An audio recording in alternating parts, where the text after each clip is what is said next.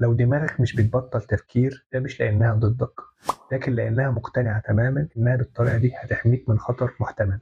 غريزة البقاء اللي عند البني آدم بتبرمج دماغه إنها تدور على البقاء مش الراحة. زمان كان التفكير الكتير وتوقع الخطر كان بيحمي الإنسان من وحش هياكله أو سيف هيقطع رقبته. دلوقتي الدماغ لسه شغال بنفس السيستم، بس بيحاول يحميك من وحوش وهمية ومواقف مش موجودة أصلا. لما بتفكر بزيادة عقلك بيعمل خلق لأسوأ سيناريو ممكن يحصل في الموقف ده، وبيحطك في حالة استعداد عشان ما تتصدمش.